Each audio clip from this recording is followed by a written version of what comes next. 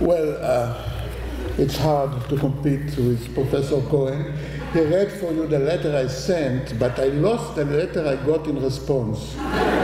So I'll have to look for it and bring it to the next symposium.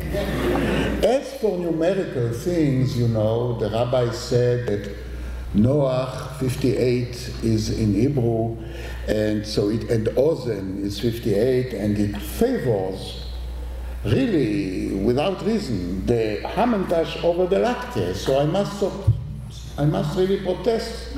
It's not fair.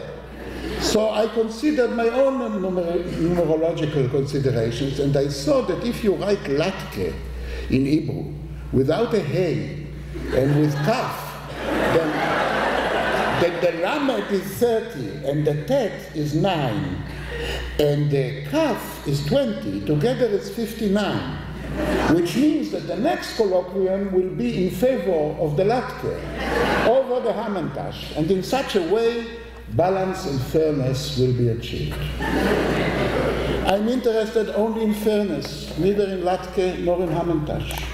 I'm not representing here neither the Latke nor the Hamantash. On specific days, of course, I have my preferences. Latkes in Purim, Hamantash in Chanukah. But my main thoughts are how to end this conflict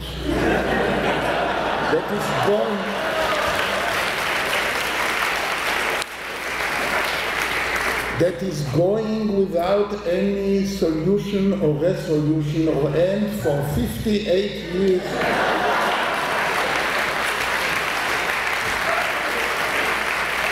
On the terrible battleground of the University of Chicago. We have so many conflicts in the world, and as Jews burdened with responsibility for the welfare of the world, we are all worried all the time. There is Kashmir, there is Tibet, there is Sudan, and suddenly there is also the conflict between the Hamantash and the Latke. Maybe we should learn from the methods we use to solve the conflict between the Israelis and the Palestinians. But until not very long seemed without any possibility of solution. Maybe if we use the same methods, we can solve this conflict and bring peace to the earth. So I want to share my thoughts with you about what methods, devices, should we use to end this conflict. First, we should try to make a rapprochement between them, to see whether one of them can be a substitute for the other, on very specific contexts. For example, there is the famous story that somebody asks his comrade, how many latkes you can eat on an empty stomach? His comrade, that is not too bright, says, well, I think 4. Says, I caught you. If you eat one latke, you don't have any more an empty stomach. So being illuminated about this man goes to his other comrade and asks, tell me, how many latkes can you eat on an empty stomach? His friend says, I don't like latkes. I like only Hamantash. He says, what a pity. If you told me that you like latkes, I would have a nice joke to give you. You see? So in this story, you can turn it all over. Instead of Hamantash, use the latkes. Instead of latkes, the Hamantash. Every one of them can substitute for the other, and this really works for rapprochement. So. And maybe, if this is not enough, maybe we have to touch the separate identity of the two parties, and to ask whether really the Latke and the Hamantash has such clear and rigid identity that we cannot create a kind of a third thing that would be partly Latke and partly Hamantash.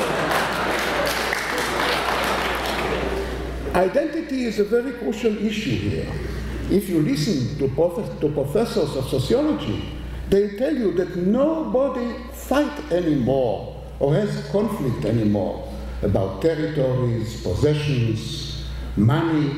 Everybody fights about identity. So if we can try and find some way of changing the identity of the Latke and the Hamantash, maybe in this case we'll be able to solve the conflict. Maybe we can think of something in between, a thing with the Hamantash form and the Latke content, or just the other way around, a thing with a Latke form or a Latke formlessness and a Hamantash content. Will this solve the problem? At least one thing we shall gain by it. We shall have some hybrid thing which shares some of the characteristics of the Latke and some of the characteristics of the Hamantash. This will be very good for the university, because instead of having just the discipline of Latke studies and the discipline of Hamantash study, we shall have now an interdiscipline of Latke and Hamantash coming together. Now all students, all scientific journals, scholarly journals, all donors prefer interdiscipline to discipline. There are no more many disciplines, but so many interdisciplines. And here you can multiply it endlessly, because in between the composite of Hamantash and Latke and the Latke, you can have another one. And between the composite and the Hamantash, you can have another one. This is a system at which we can multiply many interdisciplinary studies. But what if uniting the characteristics and establishing these studies doesn't help to bring them together, to end the terrible conflict that seems never to end? After all, the identity of the Hamantash and the identity of the Latke are connected very strongly, tied very strongly to the days in the Jewish calendar in which we used one and in which we use or abuse the other. So maybe we have to unite Hanukkah and Purim and to have one great festivity somewhere on the Jewish calendar in between, in a date which is between Hanukkah, Kafei B'Kislev, and Tetvav B'Adar, and Purim, and call it Chanurim.